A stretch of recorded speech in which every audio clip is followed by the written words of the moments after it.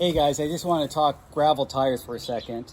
I just switched out to these Panaracer Gravel Kings TLC. The Panaracer Gravel Kings come in several different models. This is the one that's got the tread that's more for road. If you do mostly road, which I am like 90% road and only 10% gravel. So that's perfect for me. And I run a real high pressure. This is 60 PSI. I've paired it up with these Stance Crest rims, the same rims I had before.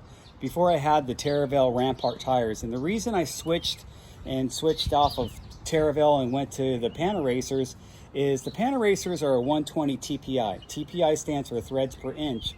So if you think about like your sheets on your bed, the higher the thread count, the more supple the softer the sheets, right?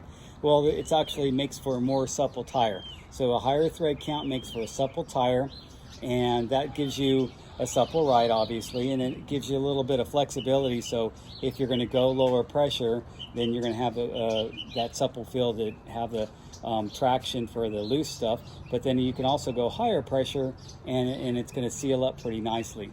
The lower thread counts usually are the 60 TPI, and those tires, and that's what the Tyres tires are. The mountain tires for 60 TPI are pretty good because it makes for there's thicker threads in there, and it makes it a little bit more puncture resistant. I mean, it's true, you do want puncture resistant on a road tire, but I do have stands in there. I have it set up tubeless, and so that I have gotten flats before, and then the sealant actually works pretty good to seal up the tires from the inside. And I actually did 50 miles after I got a little tiny hole in it, and it sealed it up, and I didn't even lose that much air. So anyway, and then I wanted to show you this little cool thing from a company called Problem Solvers, and that's their P-nut.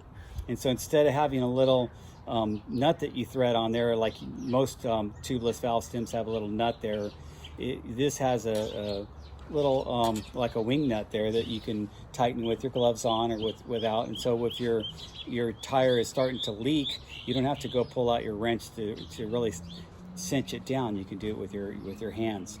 And that's what I'm got this set up with this, and I was just going to put my wheel back on and see how the bike looks with everything on it with these new tires. Now, of course, it has a very similar look than it had before because the other tires were the skin wall sidewall too. You can get all black if you want, but I got the skin wall, and I like the way that this skin wall looks. Another thing I wanted to point out too is I have this axle came with my ND fork. And so it wasn't a quick release. It was a regular through bolt, 100 by 12 through bolt. But what I wanted to do to make this match up and look nice, and I've done this with a lot of my bikes, and pretty much all of them, is I use this Robert Axle Project makes these axles, and instead of having the quick release right here, I have the axle. I'm going to have this tool with me. Of course, I'll have the mini multi-tool with me at all times anyway.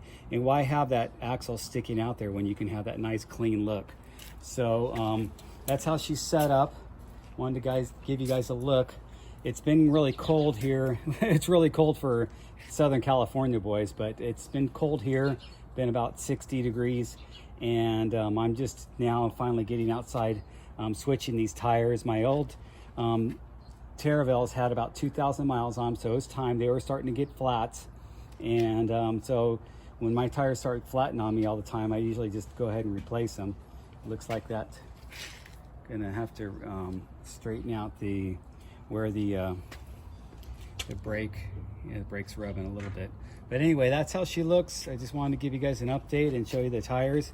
So remember that when you go with tires, to look at the thread count, and you'll notice the more supple tires probably are a higher thread count, but for some reason the Tyres aren't.